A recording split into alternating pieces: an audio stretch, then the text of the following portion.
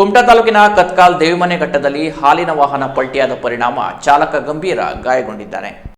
ನಂದಿನಿ ಹಾಲು ಮತ್ತು ಇನ್ನಿತರೆ ನಂದಿನಿ ಉತ್ಪನ್ನಗಳನ್ನು ಸಾಗಾಣಿಕೆ ಮಾಡುತ್ತಿದ್ದ ಮಿನಿ ಲಾರಿಯೊಂದು ಸಿರಸಿನಿಂದ ಕುಮಟಾಕ್ಕೆ ಸಾಗುತ್ತಿರುವಾಗ ಅಳಕೋಡ್ ಗ್ರಾಮ ಪಂಚಾಯತ್ ವ್ಯಾಪ್ತಿಯ ದೇವಿಮನೆ ಘಟ್ಟದಲ್ಲಿ ಚಾಲಕನ ನಿಯಂತ್ರಣ ತಪ್ಪಿದ ವಾಹನ ಕಂದಕಕ್ಕೆ ಉರುಳಿದೆ. ಹುಬ್ಬಳ್ಳಿ ನಿವಾಸಿ ಕಲ್ಲಪ್ಪ ಅಗಡಿ ಎಂಬ ಚಾಲಕ ಗಂಭೀರ ಗಾಯಗೊಂಡಿದ್ದಾನೆ. ಅಪಘಾತದ ರಭಸಕ್ಕೆ ವಾಹನದ ಮುಂಭಾಗ ಸಂಪೂರ್ಣ ನುಜ್ಜುಗುಜ್ಜಾಗಿದ್ದು, ವಾಹನದೊಳಕ್ಕೆ ಸಿಕ್ಕಿಬಿದ್ದ ಚಾಲಕನನ್ನು ಸತತ 3 ಗಂಟೆಗಳ ಕಾರ್ಯಾಚರಣೆಯ ಬಳಿಕ ಹೊರತೆಗೆಯಲಾಗಿದೆ. ಚಾಲಕನ 2 ಕಾಲುಗಳು ಮುರಿದು ಹೋಗಿದ್ದು, ಚಾಲಕನ ದೇಹವನ್ನು ವಾಹನದಿಂದ ಹೊರತೆಗೆಯಲು ನುಜ್ಜುಗುಜ್ಜಾದ ಭಾಗವನ್ನು ಕತ್ತರಿಸಲು ಮೆಟಲ್ ಕಟರ್ ಬಳಸಲಾಗಿದೆ. ಬಳಿಕ ಚಾಲಕನನ್ನು ಹೊರತೆಗೆಯಲಾಗಿದ್ದು, ಗಂಭೀರ ಗಾಯಗೊಂಡ ಚಾಲಕನನ್ನು ಹೆಚ್ಚಿನ ಚಿಕಿತ್ಸೆಗಾಗಿ ಹುಬ್ಬಳ್ಳಿ ಆಸ್ಪತ್ರೆಗೆ ರವಾನಿಸಲಾಗಿದೆ. ಕಂದಕಕ್ಕೆ ಬಿದ್ದ ಮಿನಿ ಲಾರಿಯನ್ನ ಕ್ರೇನ್ ಮೂಲಕ ಮೇಲಕ್ಕೆತ್ತಲಾಗಿದೆ.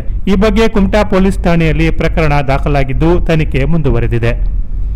Canara plus news, Kumta.